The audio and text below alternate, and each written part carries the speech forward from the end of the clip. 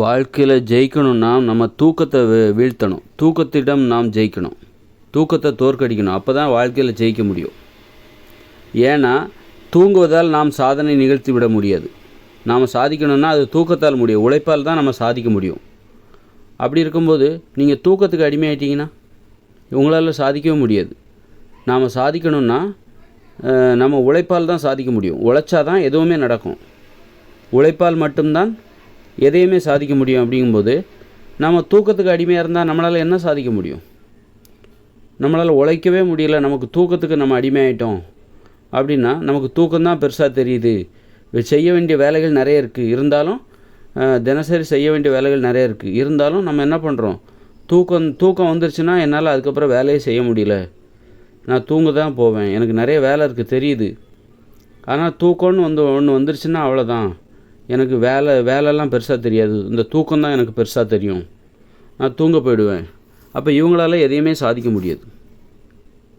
அப்போது யாரால் சாதிக்க முடியும்னா வேலை தான் எனக்கு முக்கியம். ரெண்டாவது தான் தூக்கம். ஆனால் தூக்கம் ரொம்ப முக்கியம். தூக்கம் நமக்கு ரொம்ப முக்கியம்தான். அதுக்காக வேலையை விட தூக்கம் பெருசுன்னு நினைக்கக்கூடாது. நல்ல நமக்கு செய்ய வேண்டிய வேலைகள் தினசரி நிறைய இருக்குது.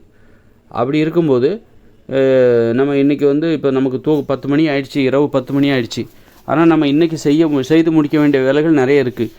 கொஞ்சம் இருக்குது. இருந்தாலும் எனக்கு இப்போ தூக்கம் வருது, தூக்கம்தான் எனக்கு பெருசாக தெரியுதுன்னு சொல்லிட்டு இன்றைக்கி செய்ய வேண்டிய வேலைகளை நிறுத்திட்டு தூங்க போயிடுவாங்க. அப்படி தூங்க போகும்போது அப்படிப்பட்டவங்களால் எதையுமே செய்து முடிக்க முடியாது. நினச்சதை செஞ்சு முடிக்க முடியாது. அன்னன்னைக்கு உள்ள வேலைகளை அன்னன்னைக்கே செய்யணுன்னா அவங்களுக்கு தூக்கத்தை பெருசாக நினைக்காமல் உழைப்பை பெருசாக நினைக்கணும். அப்போ தான் அவங்களால அன்னன்னைக்கு உள்ள வேலைகளை செய்து முடிக்க முடியும். இல்லைன்னா அவங்களால செஞ்சு முடிக்க முடியாது. தூக்கத்தை பெருசாக நினைக்கிறவங்க என்ன நினைப்பாங்க? தூக்கம் வரும்போது தூங்கிடுவாங்க. உழைச்சிக்கிட மாட்டாங்க. அதனால் சரி நம்ம உழைப்பை பெருசாக நினைக்கணுன்னா என்ன பண்ணணும்? தூக்கத்தை நம்ம பெருசாக நினைக்கக்கூடாது. உழைப்பை நம்ம பெருசாக நினைக்கணும். தூக்கத்தை எப்படி வீழ்த்தணும்? தூக்கத்தை ஏன் பெருசாக நினைக்கிறாங்க? உழைப்பை விட தூக்கம்தான் பெருசுன்னு ஏன் நினைக்கிறாங்க?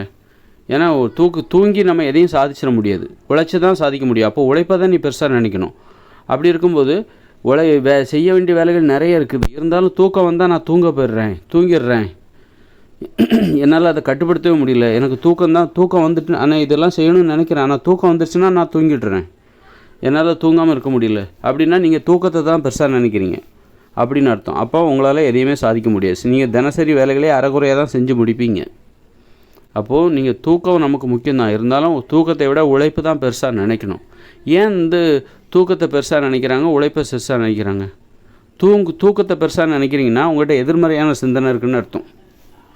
அதாவது உழைப்பதற்கு எதிர்மறையான சிந்தனை, சாதிப்பதற்கு எதிரான சிந்தனை. சாதிச்சா உங்களுக்கு தான் நல்லது. ஆனால் உங்களுக்கே எதிராக நீங்கள் சிந்திக்கிறீங்க.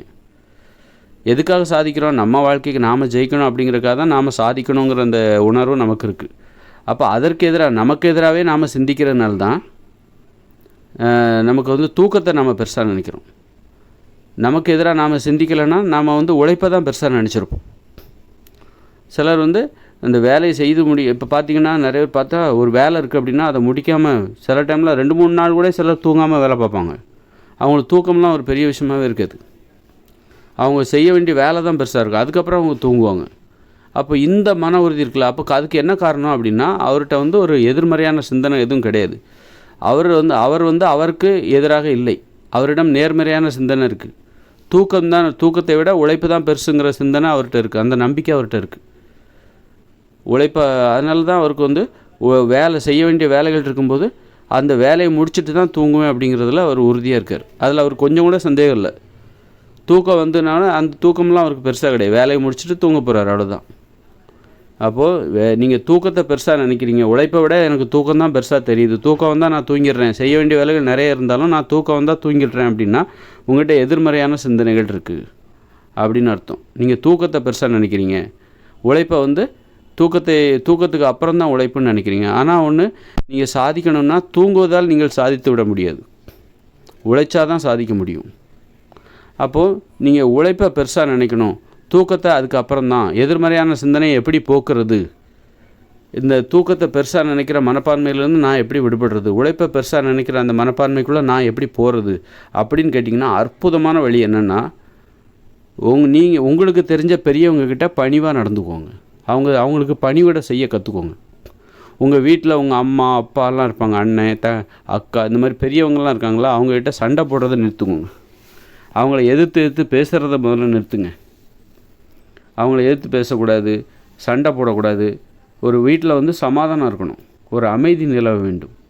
அப்போ தான் எதிர்மறையான சிந்தனை வராது. ஏன்னா எதிர்மறையான சிந்தனைங்கிறது பெரியவர்களுக்கு எதிராக சிந்திக்கிற பழக்கம் தான் எதிர்மறையான சிந்தனையாக மாறுது. பெரியவர்கள்லாம் யாருன்னா அவங்க ஒரு உழைப்பாளிகள்னு வச்சுக்கோங்களேன். சிறியவர்கள் யாருன்னா உழைக்க சொல்கிறவர்கள், உழைக்க வேண்டும் என சொல்கிறவர்கள். பெரியவர்கள்னாலே அப்படி தானே, அம்மா அப்பாலாம் என்ன சொல்லுவாங்க, பிள்ளைகளை உழைக்க தான் சொல்லுவாங்க. ஆனால் சின்னவங்க என்ன பண்ணுவாங்க, ஓய்வாக இருக்கணும்னு நினைப்பாங்க. பெரியவங்க வேலை வாங்குறவங்க தான் பெரியவங்களாக இருப்பாங்க. நல்லா கவனிச்சிங்கன்னா வேலை வாங்குறவங்க தான் பெரியவங்களாக இருப்பாங்க. அதனால் நீங்கள் பெரியவங்களுக்கு எதிராக சிந்திக்க ஆரம்பிச்சிட்டிங்கன்னா நீங்கள் வேலை செய்வதற்கு எதிராக சிந்திக்க ஆரம்பிப்பீங்க. அப்போ தான் உங்களுக்கு தூக்கம் பெருசாக தெரியும். பெரியவங்களுக்கு எதிரான சிந்தனை தான் எதிர்மறையான சிந்தனை. நல்லா கவனிச்சிங்கன்னா பெரியவங்களுக்கு எதிரான சிந்தனை அதுதான் எதிர்மறையான சிந்தனை. பெரியவங்கன்னா யாருன்னா உங்ககிட்ட வேலை வாங்குறவங்க தான். அவங்களுடைய குணமே என்னென்னா உங்ககிட்ட வேலை வாங்குவாங்க. அப்போது வேலை வாங்குகிற அந்த பெற்றோர்களுக்கு நீங்கள் பணிஞ்சு போக கற்றுக்கிட்டாலே உங்களுக்கு எதிர்மறையான சிந்தனை என்பது வராது. அவங்கள எதிர்த்து பேசக்கூடாது, அவங்ககிட்ட சண்டை போடக்கூடாது. பெரியவங்ககிட்ட, அம்மாக்கிட்ட, அப்பாக்கிட்ட, ஆசிரியர்களை மதிக்கணும். பள்ளிக்கூடத்தில் அண்ணன் அக்கா பாட்டி தாத்தா இவங்ககிட்டலாம் சண்டை போடுகிற வழக்கத்தை வைத்து கொள்ளக்கூடாது. சண்டை போட்டிங்கன்னா அவங்களுக்கு எதிராக சிந்திக்க ஆரம்பிப்பீங்க. பெரியவங்கன்னா யார், வேலை வாங்கக்கூடியவர்கள், உழைப்புன்னு அர்த்தம். பெரியவங்கன்னா உழைப்புன்னு அர்த்தம். அப்போ அவங்களுக்கு எதிராக சிந்திக்க ஆரம்பிக்கிறதுங்கிறது உழைப்புக்கு எதிராக நீங்கள் சிந்திக்கிறீர்கள் என்று பொருள். உழைப்புக்கு எதிரான சிந்தனை தான் எதிர்மறையான சிந்தனை.